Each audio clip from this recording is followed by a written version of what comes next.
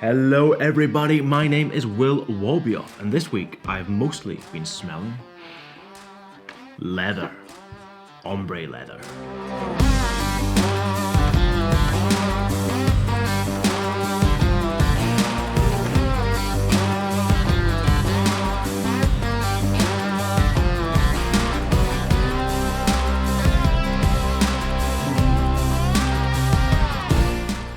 Now, for the longest time, I thought ombre meant man. You know, my Spanish isn't exactly fluent, but hombre, I know that much. Turns out, hombre, man, is with a silent H, and this means shades of leather.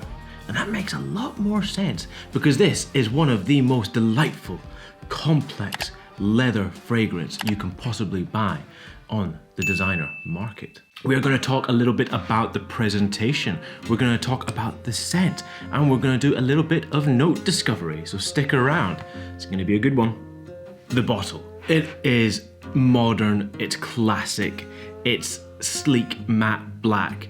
It's gothic, but it's not austere. It's not intimidating, it's not scary, it's quite soft, and it's just quality. Absolutely lovely bottle. This is the 50ml. The 100ml is a more elongated version of this. There is one or two slight issues with it, which, you know, it would be a 10 out of 10, but there is a manufacturing fault line. Well, not a fault line, just a manufacturing line right down the middle, if you can see. It goes up and around and all the way back. I'm not sure why. Is it because of injection molding? I'm not sure how the bottle is produced. Is it because of painting? But I'm pretty sure they could have sandblasted that out so you had a pure spherical matte black bottle. There is also 4 little points at the front. Are they injection molding points? I don't know. 1, 2, 3, 4. It looks like little tiny braille dots. It has a lovely printed leather label that sits in the relief of the bottle, so it's absolutely flush, which is a lovely, lovely touch. So for the bottle, 9 out of 10. If it wasn't for the line down the middle, it would have been smashed out of the park. So for the note breakdown, it starts off in cardamon, comes down to leather and jasmine, and ends on patchouli, moss, and amber. What a lovely note breakdown. Now I do have some of the raw materials here, so we'll get the scent, we'll play with it and see if we can pull out some of the raw materials.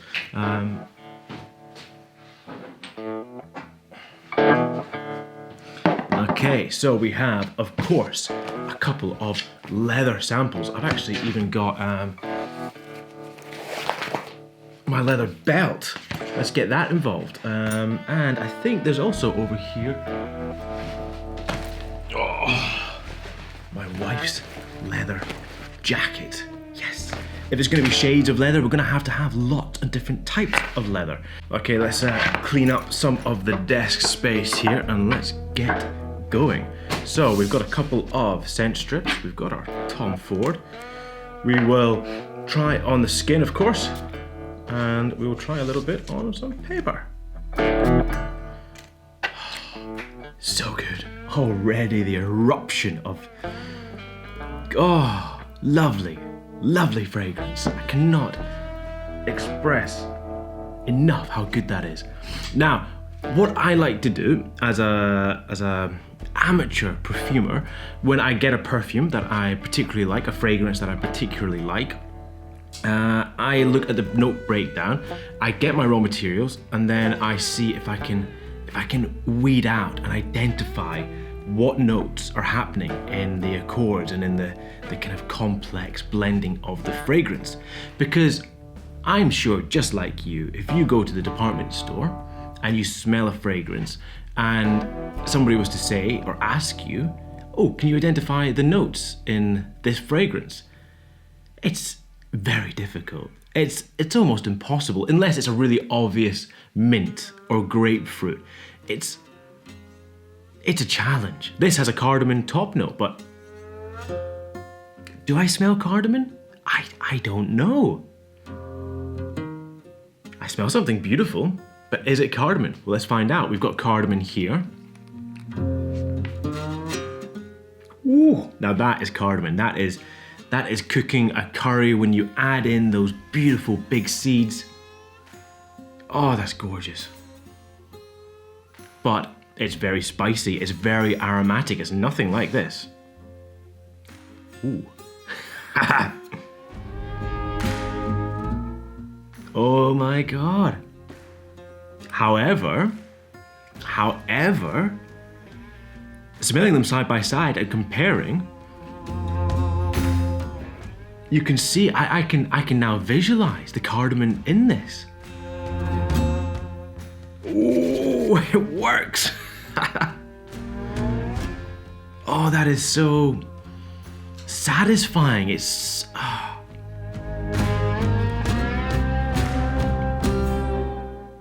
Oh, you have to try this. You have to go out and get some essential oils. If you're into fragrance, if you're into perfume, into collecting, just a couple of essential oils that you can play with this, like, you know, patchouli, cardamom, grapefruit, mint, vetiver. You can have so much fun, so much fun. Jasmine. So it dries down into jasmine and leather. Oh no, let's do leather. Come on, it's shades of leather. I've been wanting to do this for a while. This is it's a chamois. It's actually from a sheep. Then we've got just your standard Italian grade A leather. This is also Italian leather. And then we've got some B grade leather, which is, you know, I'm not entirely sure where from. It's lost its scent a little bit. And then we've got a nice leather jacket. But the strongest smells from these is this wallet. And this has got a very raw, very butcher shop, quite irony, quite fatty. I don't know, is that a scent that you can visualize and bring up from memory when you walk into a butcher shop and you got that very clean smell of skin? If you're enjoying this content, then why not give the video a thumbs up? Even better, subscribe to the channel. Last week we hit 50 subscribers, which is a big landmark in the channel. We've been going for 2 months now, so very exciting. Let's see if we can get to 100. I need you though. You need to hit that button. That's the only way it's gonna happen. That's sweet. That's really sweet. If this is 90% dark chocolate, pure chocolate almost, this is dairy milk, this is milk chocolate. It's not quite white chocolate, but it's a very sweet leather. It's funny, a lot of people say that it's, or do a lot of people say it's a sweet leather? I imagine a lot of people say it's a sweet leather because it is a sweet leather. Oh, once you get your nose into that. Yes. Now this has lost a lot of its scent compared to this wallet. This is only a year or two old. But it's gentle. It's lovely, that smell. That really is lovely. This is closer. This is a closer leather. These, I was saying, were kind of like 80% dark chocolate, 90% dark chocolate. This is probably a 50% dark chocolate, and we're, 20% here. Milk chocolate. Ah, so good. So good. Now, let me clear out some of this gubbins of the leather. Let's move on to the jasmine. Jasmine, lovely essential oil. I mean, so good. It's a perfumer's delight. It's so complex. It's so rich.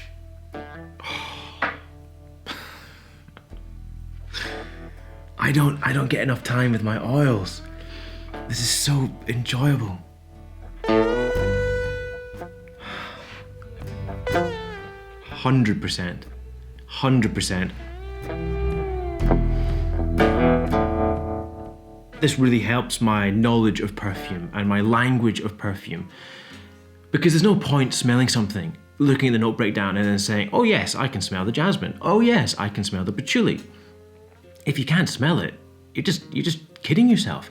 Go out, find the raw materials, they're not expensive, and just experiment.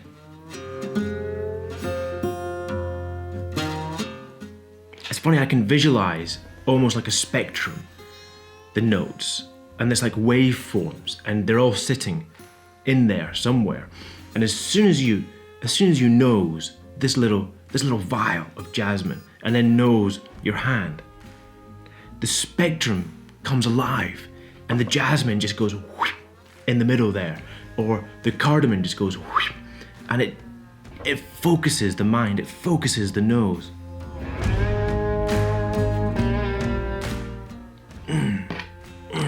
If you are into fragrances, you have to go out and get some raw materials.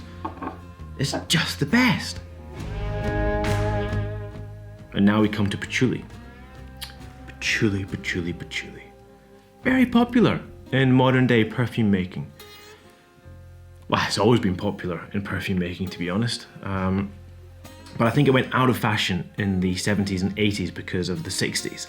Everybody had patchouli.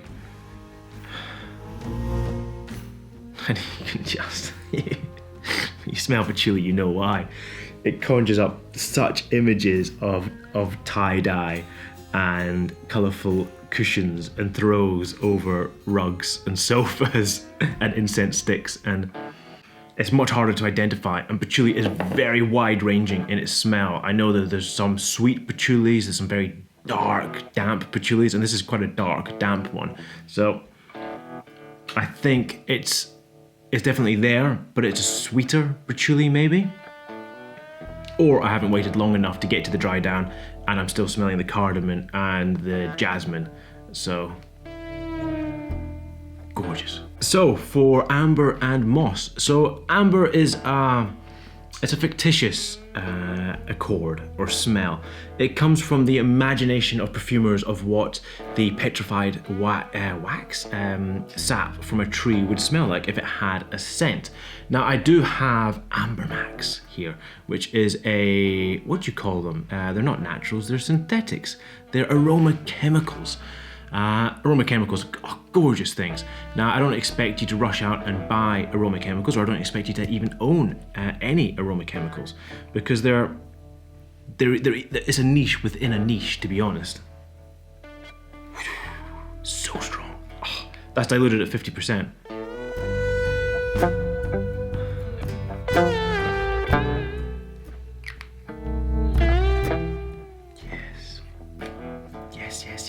Yes. It's just, it's musky, earthy, moss-like. Oh, it's just gorgeous.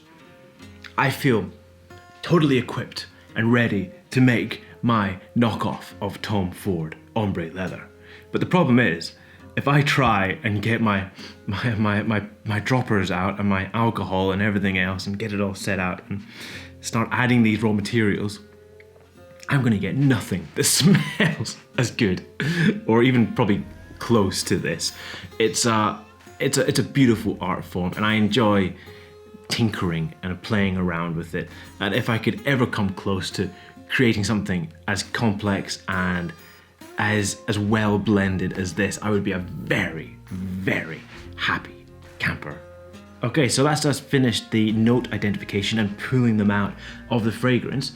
But to summarize, I've got to say this is one of the greatest fragrances that you can buy today in a department store.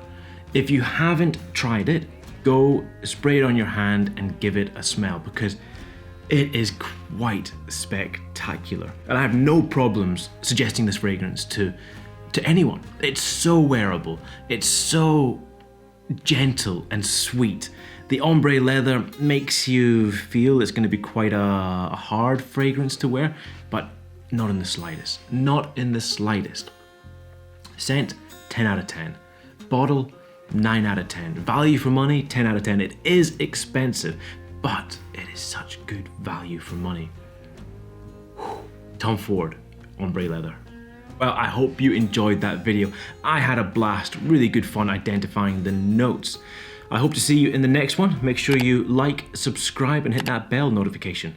All right, we'll see you soon.